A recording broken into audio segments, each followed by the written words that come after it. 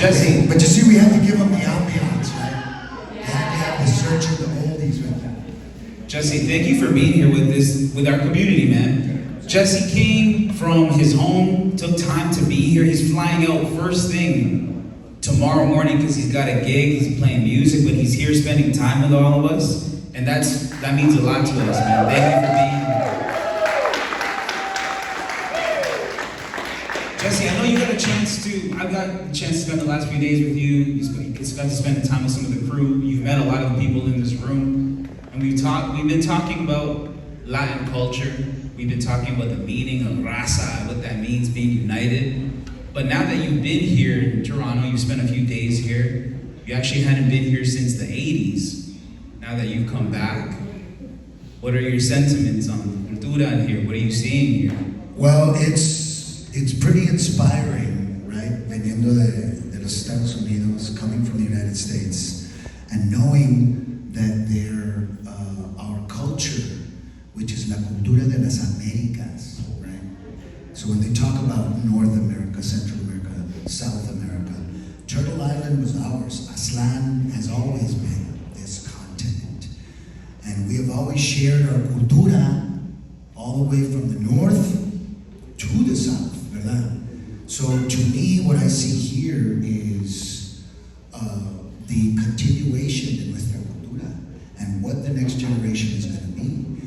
Porque ustedes vienen de diferentes países, diferentes culturas, diferentes tradiciones, but the thing that unites us is the things that you love in a film like Blood and Blood Out, right? Ideas of familia, family, ideas of cultura, and how important it is for us to feel proud of who we are. But also how much, and that's what I see here, más que todo, you know? And you're doing it as communities, you know what I mean? You're not just doing it as marginalized barrios, which is what has happened a lot con nosotros in the 20th century. You know, a lot of the Latino cultures, the indigenous cultures of the Southwest, we got marginalized, we got pushed around, we got made to feel like it wasn't our tierra, right? And that's happened to all of us in the Americas. So the shared experience of that makes us proud of who we are. And instead of making us disappear, it's made our raza stronger. And that's one of the things that I keep saying.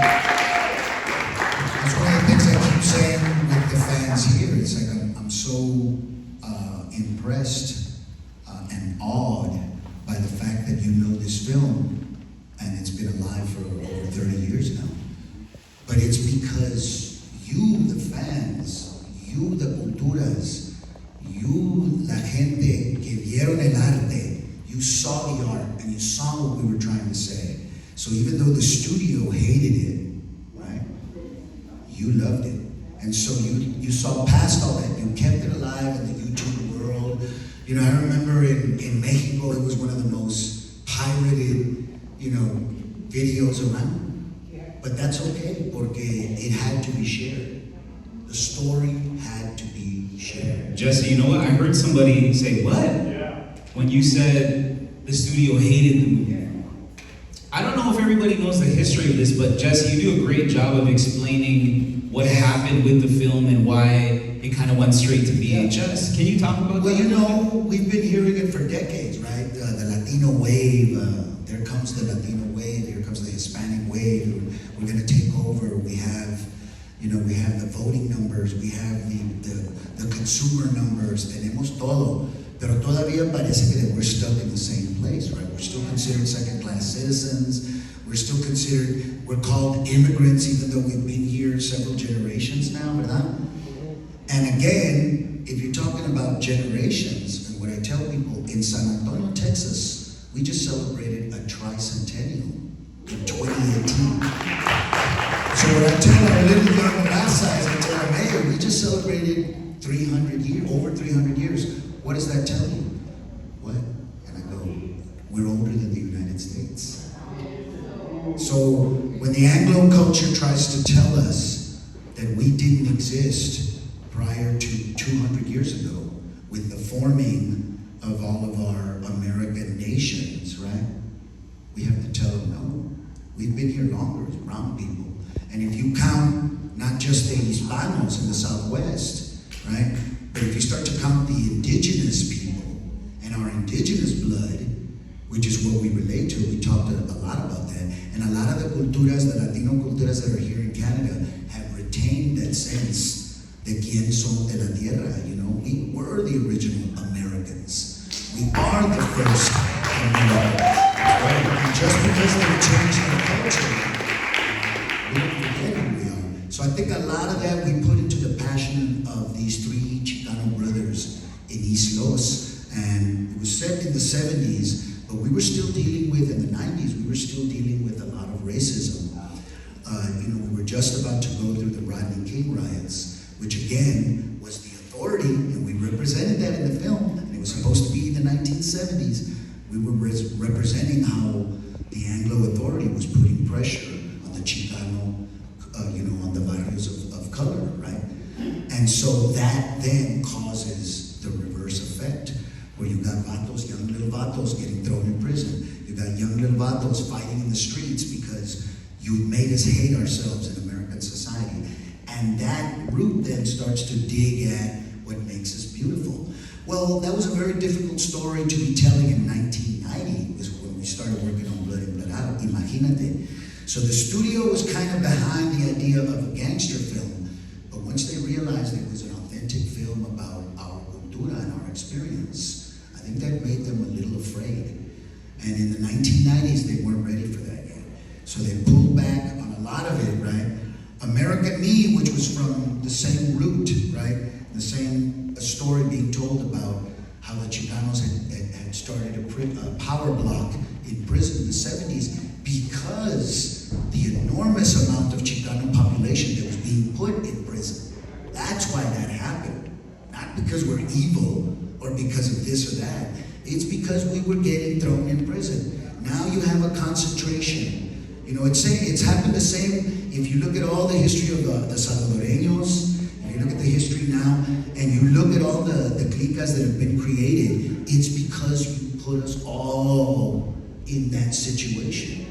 It's a pressure cooker. No one was talking about that. Jimmy Santiago Baca, the Chicano poet, writer who wrote the script Blood In, Blood Out, had learned how to write in Arizona State Pen. If you look at a documentary, it's called A Place to Stand. And it's his son who did the movie. But it's Jimmy Baca talking about how he learned how to write in the state pen because of what was going on. There was some need that had to come out. And that's what makes him such a beautiful writer. But again, nobody was writing about that in American movies or as screenwriting, right? So when we finally did that film, I think it scared a lot of people. I think the participation of a lot of people of color, Taylor Hackford understanding, he produced La Bamba, right? So as a director, Taylor Hackford knew that there was an opportunity to tell a story here. So we were pushing the boundaries. And I think when you push the boundaries, there's always pushback from the culture at large because they don't want us to realize our power. So when you celebrate yourselves, when you get together, we just celebrated Hispanic Heritage Month in the United States. You guys are celebrating Latin heritage here. As we celebrate our culturas, and you've heard me spin the message as I talk to our younger generations, because now with arte like Blood In, Blood Out, you've got generations. You've got familias that have shared it. That's their little treasure, right? And so I respect that, and I look at the young people and I go, hey, Vatos Locos go to college. Hey, positive. Let's go to college. And they're looking at me like, what? And I'm like, why not? That's the whole make some noise for that. Vatos Locos go to college, man. And it's about educating yourself. It's about saying, hey, why is it like that? Why do these themes resonate so clearly in our community, verdad? Because we recognize them. And I don't think anybody prior to that movie had spoken directly to our raza, right? One of the things we like to talk about is I dubbed my voice in Spanish, in Sangre por Sangre. Before you do this, okay, because this is leading up to this. Okay. This movie that we're talking about and celebrating today, it has 3 names, right? Did you guys all know the 3 names? I didn't know this until I spoke with Jesse. Does anybody know the 3 names of this film? There's a trivia. knows the three titles of this movie? So there's Blood and Blood Out, which we all know. Bound by Hound. Bound by Hound. Bound by Honor. Bound by Honor. And Jesse just said Sangre por Sangre por Sangre. Sangre. So I grew up, probably like most of you, watching Blood and Blood Out. I knew there was Bound by Honor. It was confusing. But Sangre por Sangre, I had never seen the Spanish dubbed version. The fascinating part that I learned from Jesse is that he did his own Spanish dub for the film. So the reason I'm very curious and I want you to speak to this as well is because the Spanish version, which I've only seen clips of, we talked about how the Spanish version specifically has united different Latin regions and different Latin culturas because of the language alone. Can you speak on that? Well, when they were going to release Blood and Blood Out, they told me we're going to release a version in Spanish. It's the same movie, we're just dubbing it Sangre por Sangre. We're going to release it in Sangre por Sangre. And I went, what an incredible opportunity. Chicano culture at that time and the calor wasn't really known in Mexico at that time. The cultura hadn't crossed over, right? We were pochos, right? Which means that we were non-Spanish speaking Mexicanos, right?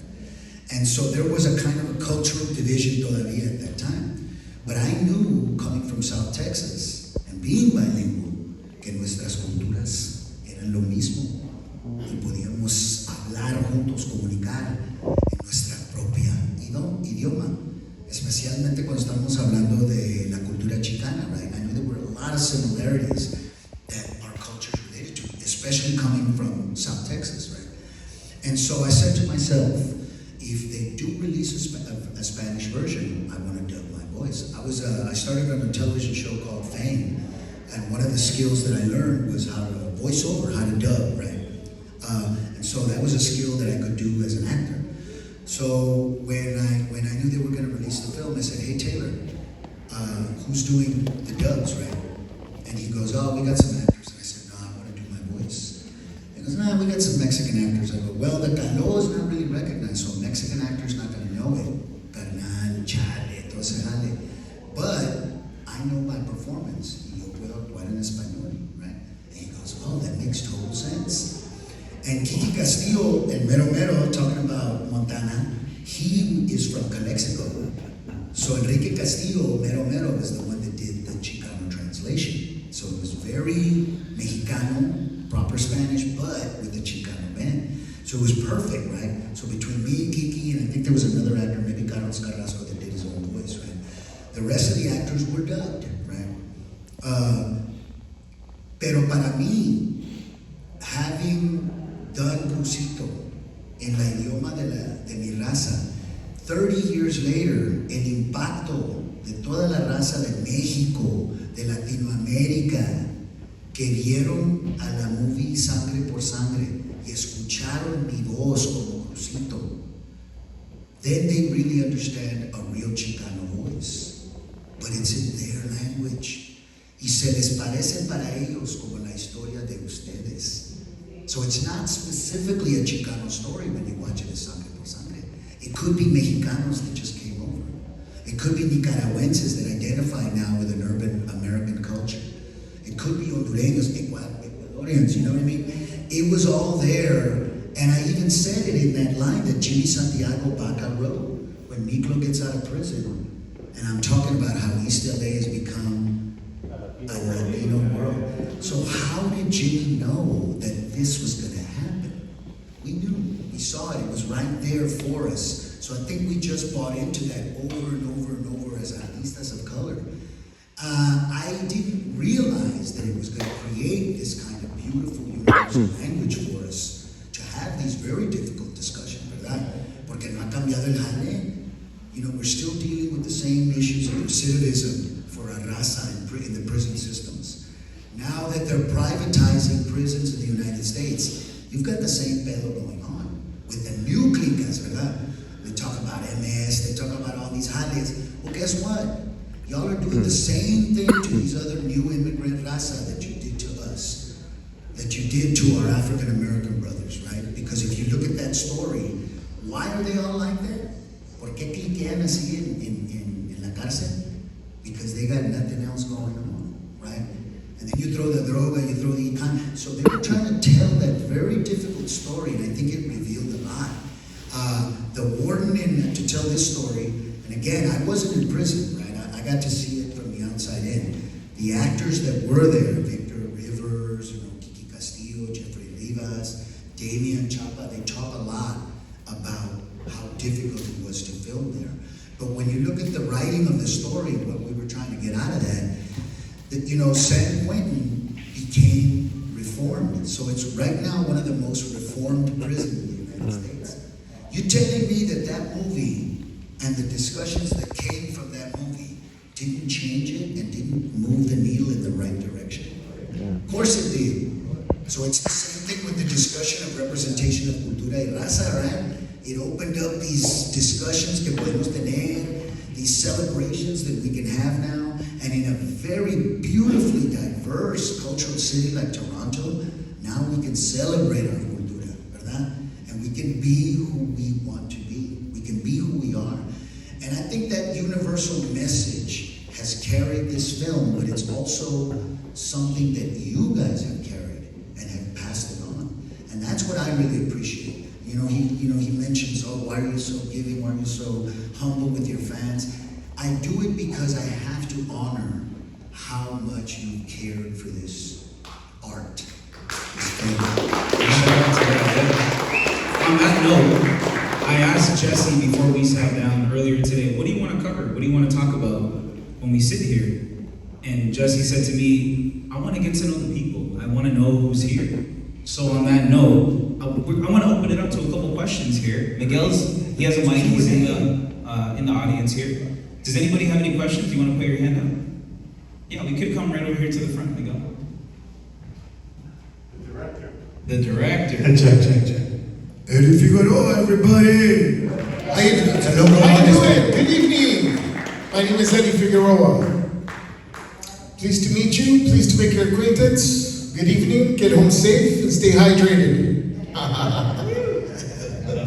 Okay, Mike, I just love what you just shared with us just now about the past. But how about if you made a remake of Blood In and Blood Out, but they went to college and they went to university and they escalated to much more and bigger and better things as, still you have the story and the foundation, but then to branch out into something that's much more, and maybe even digitize it to the point where you're introducing NFT, for example, and crypto now.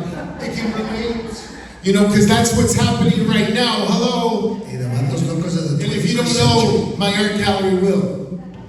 What's your question, brother? So what's the question? The remake? The question was, what if we did a remake and the Vatos Locos were doing something else? We talked about this. Well, the beauty of it is what an incredible work of art that it can create that type of question. What would it be? One of the things that I've heard in the last 20 years, because to tell you the truth, as much as there was the rumor of there's a part 2 and all that, there was always supposed to be part 2. When the actors signed the contract in the 90s, we actually signed for 2 films, right? But that shows you how we felt when the studio decided not to do a part 2, ¿verdad? It broke our heart. It broke our heart as artists of color. It broke our heart as the Chicanos would help tell the story, right? But we also understood the business, and that it was a business move, right? There'd been a lot of controversy behind other films. The LA riots had happened. The production had stopped, right? So the decision not to show that impacted that, right? So what Taylor had to do was take this 5-hour version, which is another rumor. Who here has heard about a 5-hour Blood In, Blood Out version? You ever heard that? It's an internet rumor, right? And finally I asked Taylor Hadford, the director, Taylor, everybody says there's a 5-hour version, man. Was there ever? He goes, there's no 5-hour version out there. He goes, I showed a 5-hour cut to the Disney executives because I was trying to convince them that I already had 2 films. They just had to give me permission to release them separately, right? As like Godfather 1 and Godfather 2. Well, at that point, they were already like, look, we're not going to do a part 2. So just please cut this one down to one movie, right? And that's the story of was there ever a part 2? That's the story of was there a 5-hour version? You know what I mean? But what it has done is created so many people's ideas of what a part 2 would have been like. See what I'm saying, Eddie? So everybody, I have heard so many incredible, and I'm talking about wow. But that's why I say my raza needs to be in movies. My raza needs to be writers. My raza needs to be the actors, the producers, the decision makers of the future. So what I'm doing now at San Antonio College with my brother is we're creating film programs, film certificates. And what we show these chavalones is not how to learn how to work in the business, how to be thinkers, how to be writers, how to be producers, how to be content creators, right? So while we're showing them the skill of how to make movies y todo, which is where they're gonna get their college degree, we're teaching them, okay, now look at Blood In, Blood Out, and look at Mi Vida Loca. Look at, you write the next one. You write the next superhero. I want you to tell me what it is, not Marvel Comics. Chale. Right? So I think that's what the next version would be. It would be up to the next gen to come up with that would be. I wouldn't remake Blood In, Blood Out. I would develop something that comes from the germ. I can tell you this much. Jimmy Santiago Baca, the writer, right? And he's got the rights as an executive producer. He's got the rights to whatever would be next. He has over the years written several scripts that were based on the characters, the ideas, the generations of Blood In, Blood Out. It's incredible, these different ideas and directions that it could go. So I can imagine that all of you have an idea of what it could be. But that's the beautiful thing about it, because when I talked to Benjamin Bratt, right, about how impactful this is, and remember, that was his first film. Wow. That performance got him Law and Order. When they saw him, they went, okay, this guy could be a star. Let's put him in Law and Order as the new guy, right? I'm gonna interrupt you there because we're giving props to Benjamin Bratt because he first film did an amazing job, but a lot of people don't know he was brought onto the film to help cast Benjamin Bratt, Miklo. You were brought on to help cast these people because at that point in your career, you were the one that was helping bring this together. So let's make some noise for Jesse, please, being the guy that brought these artists together, recognizing talent. Well, I had met Taylor and Luis Valdez on the auditions for La Bamba, right? And they'd already cast Lou Diamond, Phillips, and Isai Morales, right? So I was really just there to meet them, right? But when they met me, what impressed Taylor and Luis was that I was an authentic Chicano actor. I wasn't pretending, I wasn't putting on an accent, it was me. And so I think it stayed in their head, right? Okay, he's not right with it. But, so Taylor came to me and said, look, I've got this other film called Blood In, Blood Out. And you need to help me cast the Vatos Locos. Because they need to be very authentic to the barrio. You know, they need to be there. And you're the skilled actor that can get these vatos to the right place. And I said, okay, Taylor, but here's the thing. You know, I don't want no busters. So si me traes unos vatos and they can't hang with me, I'm gonna roast them in the audition. I'm gonna throw calor, I'm gonna throw chicanismo, todo el pinche. And Benjamin and his brother Peter Bratt, they grew up in the Mission District. If you ever see a film that his brother Peter Bratt wrote, and Benjamin plays the lead in it, right? He's a father, a lowrider veterano, right? And I play his best friend. And Peter Bratt shows lowriding as a beautiful familia community, right? These vatos grew up in the Bay Area with the first Chicano car clubs. And these are the vatos that they looked up to, right? The stone cold Chicano vatos. So Benjamin knew that vato, right? And being Peruano and Latino, growing up in the Mission, he had that onda already. So when he walked in right away as an actor and as a vato loco and as a carnal, we hit it off right away. So we already knew that. Damien was a little harder to find because they were really trying to cast from the Anglo actors that Disney loved in LA at the time. Pobre vatos, they couldn't hang, you know what I mean? You know, they couldn't hang. They were good actors, But in terms of the cultura identification, era muy difícil. When Damien came in, Damien's father's from South Texas. So even though he really is Negro, at a certain point, you know, the influence of his father, his tios, all of that, and his ability to be the lead in a film, and that's what I think Taylor was looking for, that star quality. That's what made him the perfect choice.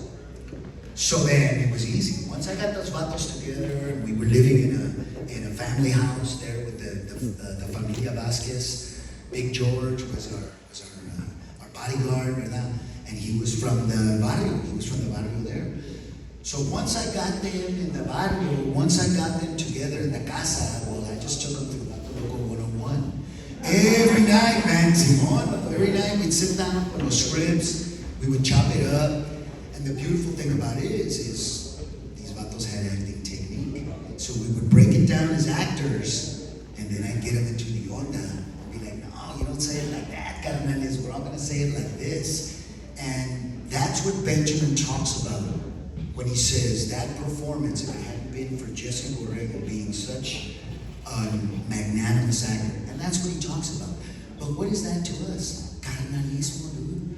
What are we talking? Why are you so, con los camaradas? Why are you so, wait a minute, y'all are the carnales, you're showing me carnalismo. So that's what we tap into as raza. It's part of our tradition. That's love, man. That's love. As indios, as raza, we always accept other people. We don't turn anybody away, right? And that's considered a weakness, a sign of weakness. Pero para nosotros, that's a sign of strength, man. That's who we really are. And that's why that speech at the end, that incredible writer, Jimmy Santiago Baca wrote, I call it Chicano Shakespeare. When he says, when Cruzito says, that's who we are. Not this war out here, not these torn up, poisoned people dealing with our trauma, but what I painted as at that point, full of carnalismo, vatos locos loving each other, full of familia, tradición. That's, man, Jimmy wrote those words, but for an actor like me, to be able to perform those words and make them real, because they were real to me, they are real to me, and I repeat them, not because they're memes and not because they're lines from the movie, but because they sit so real in my heart that I want to communicate that to you, not as fans, but as raza, as familia, as cultura. That to me is honoring what you've given me by loving this film. And so I give that back like that. Mira nomás, Vatos Locos go to college right here. Thank you, come on, man. As I said, thank you, right? We got time for one last one? Yeah. Good news, guys. Juanito's alive.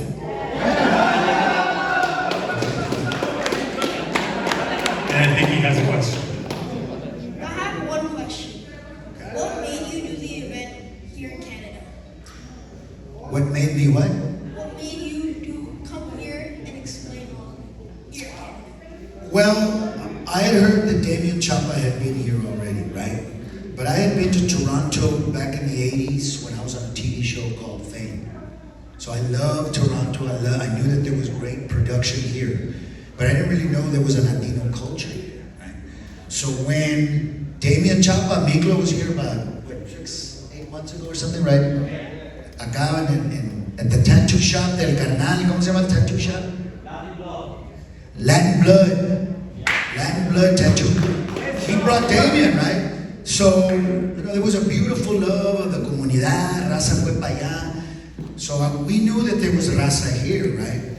But we had been talking about, because these carnales are not only about cultura and raza, but they're about showing that skill that has made me Hawaiian. Is the skill to be able to tell our stories directly to our people. And that's what they do as professionals, as artists, right?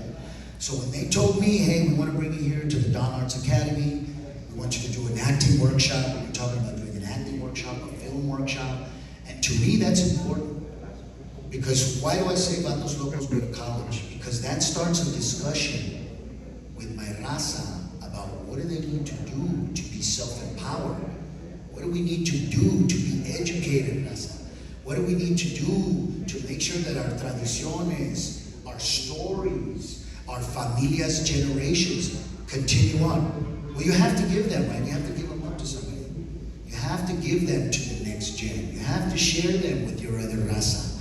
You have to tell each other's the cultural stories. Share those foods, diferentes comidas, right? Diferentes estilos de tamales, diferentes salsas.